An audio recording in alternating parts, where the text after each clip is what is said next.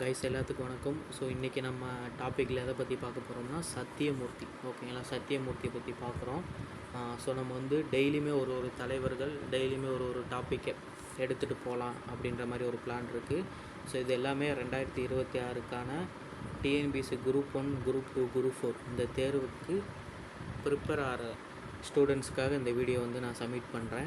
ஓகேங்களா, so first of all இன்றைக்கி நம்ம என்ன பார்க்க போகிறோம்னா சத்தியமூர்த்தி. ஓகேங்களா, ஸோ தலைவர்களை பற்றி ஒரு தலைவர்களை அவங்களோட இம்பார்ட்டன்ஸ், அதாவது எக்ஸாம் பாயிண்டில் எது எது தேவையோ அதை மட்டும் நம்ம இந்த வீடியோவில் பார்க்கலாம். ஓகேங்களா, ஸோ அங்கே வீடியோக்குள்ளே போகலாம்.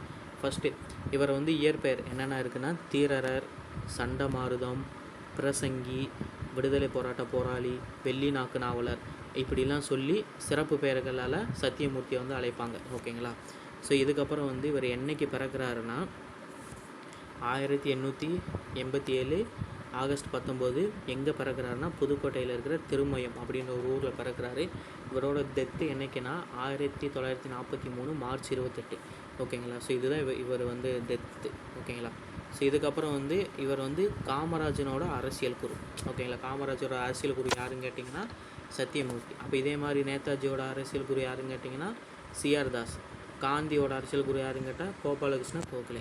ஓகேங்களா, ஸோ இவங்க 3 பேர் வந்து ரொம்ப இம்பார்ட்டன்ஸ். யாருக்கு யார் அரசியல் குருன்றதை தெரிஞ்சு வச்சுக்கோங்க. ஸோ இதுக்கப்புறம் வந்து இவர் வந்து எப்படி அரசியலுக்குள்ளே வராரு அப்படின்றத பார்ப்போம்.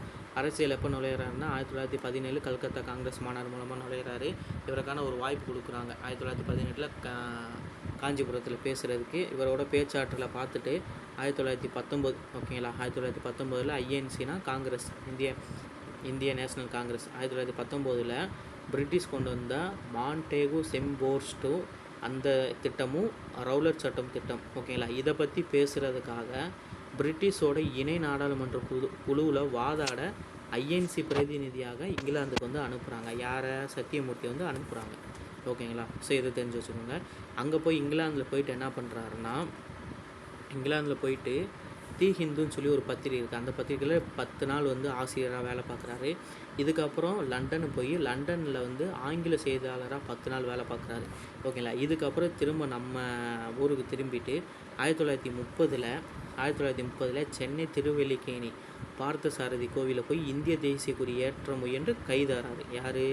சத்தியமூர்த்தி. அதுக்கப்புறம் 1931 அந்நிய துணி புறக்கணிப்பு அந்த போராட்டத்தில் பங்கு பெறாரு. அடுத்து 1934 மத்திய சட்டமன்ற தேர்தலில் தேர்வு. ஓகேங்களா, ஐஎன்சி பாராளுமன்ற குழுவின் துணை உறுப்பினராக போகிறாரு. ஓகேங்களா, இதுக்கப்புறம் 1936 சென்னை ஐஎன்சியோட சத்தியமூர்த்தி வந்து தலைவராகவும் காமராஜர் வந்து செயலாளராகவும் ஐஎன்சி வந்து நியமனம் பண்ணுது. ஓகேவா இவங்களை. இதுக்கப்புறம் என்னென்னா 1935 இந்திய அரசு சட்டம் சொல்லி ஒரு அரசு சட்டம் வரும். இதில் வந்து இதுக்கப்புறம் வந்து ஒரு எலெக்ஷன் நடக்கும். அந்த எலெக்ஷனில் ஐஎன்சி வந்து 2ஆக பிரிஞ்சிடும். ஸோ சத்தியமூர்த்தி தலைமையிலும் ராஜாஜி தலைமையிலும் பிரிஞ்சிடும். இதில் வந்து சத்தியமூர்த்திக்கு ஆதரவாக இருந்தார் யாருன்னு கேட்டிங்கன்னா காமராஜர், அவினாசி லிங்கம், ஓமந்தூர் ராமசாமி ரெட்டி. இவங்க எல்லாமே யாருக்கு ஆதரவாக இருப்பாங்கன்னா சத்தியமூர்த்திக்கு வந்து ஆதரவாக இருப்பாங்க. ஓகேங்களா, ஸோ இதுக்கப்புறம் வந்து என்ன பார்க்குறோன்னா 1939 ஓகேங்களா 1939 நவம்பர் 6 அப்போ சென்னை மேயராக தேர்வு செய்யப்பட்டு சென்னையில் நிலவிய கடும் தண்ணீர் பஞ்சத்தை நீக்க பூண்டியில் வந்து நீர்த்தேக்கம் அடிகள் வந்து நாட்டுறாரு. இந்த அடிகளை நாட்டும் போது அப்போதைய சென்னை ஆளுநர் யாருன்னா சர் ஆதர் ஹோப். இவர் தான் வந்து சென்னை ஆளுநராக இருக்கார்.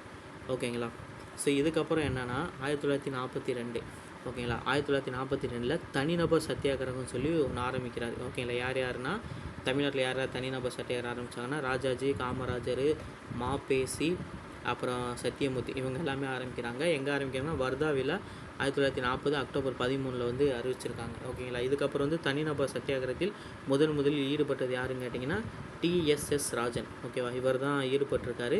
ஸோ இதில் ஈடுபட்டதுனால வந்து கைது பண்ணியிருக்காங்க. யாருன்னா நாக்பூர், அமராவதி. ஓகேங்களா, ஸோ கைது பண்ணியிருக்காங்க. இதுக்கப்புறம் முதுகுத்தண்டு காயத்தால் பாதிப்பு சென்னை பொது மருத்துவமனையில் வந்து இறந்துறாரு. யார்?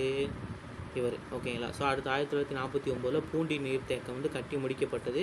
இதை வந்து திறந்தது யாருன்னு கேட்டிங்கன்னா காமராஜர். ஓகேவா, சத்தியமூர்த்தி நீர்த்தேக்கம், அதாவது இன்னொரு பேர், அதாவது பூண்டி நீர்த்தேக்கத்துக்கு இன்னொரு பேர் என்னென்னா சத்தியமூர்த்தி நீர்த்தேக்கம் அல்லது சத்தியமூர்த்தி சாகர் அப்படின்னு சொல்லுவாங்க. ஓகேங்களா, ஸோ அப்புறம் வந்து இவருக்கு சிறப்பு செய்யணுன்றக்காக தமிழ்நாடோட காங்கிரஸ் கமிட்டியின் தலைமையகத்தை வந்து சத்தியமூர்த்தி பவனான்னு வச்சுருக்காங்க. இப்போ கூட அந்த பேரில் தான் இருக்கும் காங்கிரஸ் கட்சியோட அலுவலகம். ஸோ இதுக்கப்புறம் வந்து சுதந்திரத்தின் போது காமராஜர் சத்தியமூர்த்தி வீட்டில் கொடியேற்றினார். ஓகே, அப்போ சுதந்திர தினத்தின் போது காமராஜர் வந்து யாரோட வீட்டில் போய் கொடியேற்றினார் கேட்டிங்கன்னா சத்தியமூர்த்தி வீட்டில் போய் கொடியேற்றிருப்பார். ஓகேங்களா. இதுக்கப்புறம் சுயராஜ்ய கட்சி வந்து ஒன்று தொடங்குவாங்க. ஓகேவா. எப்போ தொடங்குனாங்க? 1923 சிஆர் தாஸும் மோதிலால் நேரு 2 பேர் சேர்ந்து தொடங்குவாங்க. ஓகேங்களா. இதில் வந்து தமிழ்நாட்டில் வந்து யார் யாருக்கு பொறுப்பு தருவாங்கன்னா சீனிவாசனாருக்கும் சத்தியமூர்த்திக்கும் பொறுப்பு தருவாங்க. அப்புறம் என்ன பண்ணுவாங்கன்னா 1926 தேர்தலில் வந்து இவங்க ஜெயிச்சுட்டு ஆட்சி ஏற்க வந்து மறுத்துருவாங்க. ஸோ இதனால் என்ன பண்ணுவாங்கன்னா சுயேட்சை வேட்பாளரான சுப்புராயனுக்கு வந்து ஆட்சி அமைக்க வந்து அழைப்பு கொடுப்பாங்க. ஓகேங்களா. ஸோ அவங்களுக்கு வந்து விட்டு கொடுத்துருவாங்க. இதுக்கப்புறம் வந்து சைமன் எதிர்ப்பு போராட்டம் வந்து சென்னையில் என்றைக்கு நடந்துச்சுன்னு கேட்டிங்கன்னா 1927. ஓகேங்களா. ஸோ இவருக்கு சிறப்பு செய்யணுன்றதுக்காக மத்திய அரசு வந்து அஞ்சல் தலை 1987 வந்து வெளியிட்டது. ஓகேங்களா. ஸோ இதுதான் நம்ம சத்தியமூர்த்தியை பற்றி பார்க்க வேண்டிய முக்கியமான டேட்டா. ஓகேங்களா. ஸோ இது எல்லாமே நீங்கள் ரைட் பண்ணிட்டீங்கன்னா இந்த எக்ஸாம் பேட்டர்னில் உங்களுக்கு ரொம்ப யூஸ்ஃபுல்லாக இருக்கும். தேங்க்யூ.